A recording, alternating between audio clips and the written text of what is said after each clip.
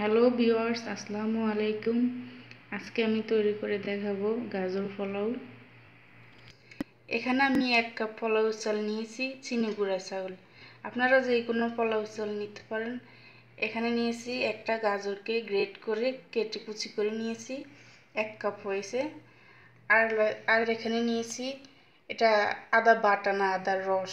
আদা বেটে তারপর একটু চেপে রসটা বের করে নিলে হবে। এখানে 1 চা চামচ আদার রস নিয়েছি, 2 চা চামচ নিয়েছি গুঁড়ো দুধ।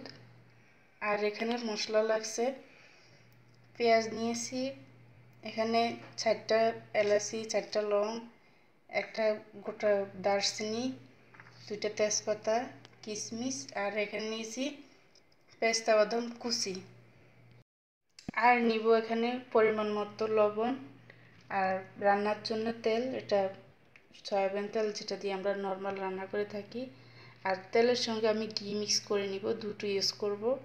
আর লাগবে এটার জন্য এখানে 1 কাপ পোলাও চাল নিয়েছি, তার জন্য এই কাপের 2 কাপ পানি লাগবে, ডাবল পানি হবে।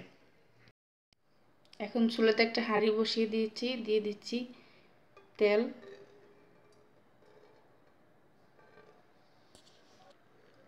আর দিয়ে দিচ্ছি আধা চা চামচ ঘি।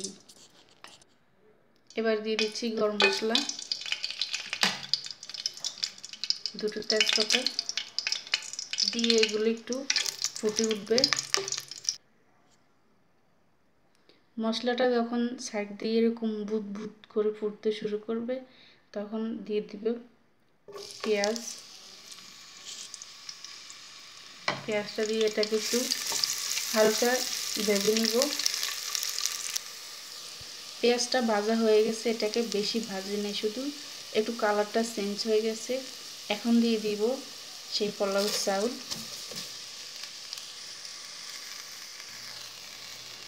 এখন এই চাউলগুলোকে 2-3 মিনিট ধরে মিডিয়াম আঁচে চুলার হালকাভাবে একটু ভেজে নিব।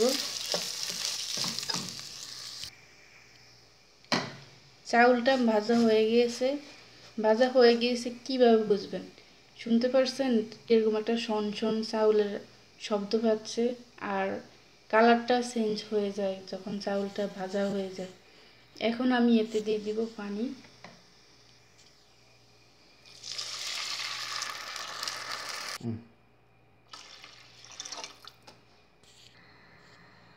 এখন এতে দিয়ে দিচ্ছি গ্রেট করা গাজর, লবণ দিয়ে দিচ্ছি পরিমাণ মতো। এবার দিয়ে দিচ্ছি আদার রস, দিয়ে এটাকে আবার একটু নেড়ে দিচ্ছি।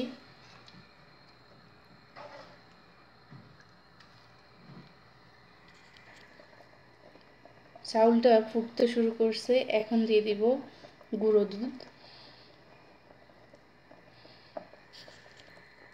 এবার দিয়ে দিচ্ছি কিশমিশ, পেস্তা বাদাম কুচি, এটাকে আবার মিক্স করে দিচ্ছি।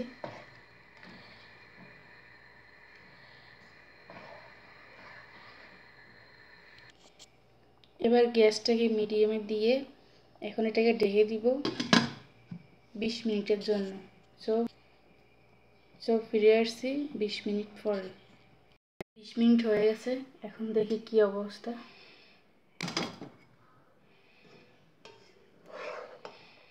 হয়ে গেছে পোলাও, এখন এটাকে উঠিয়ে নিচ্ছি।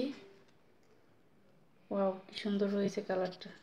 তো হয়ে গেল আমার গাজর পোলাও। বাসায় তৈরি করে খাবেন, যদি ভালো লাগে থাকে অবশ্যই লাইক কমেন্ট করবেন। আর আমার নতুন নতুন রেসিপি পেতে হলে অবশ্যই সাবস্ক্রাইব করে রাখবেন।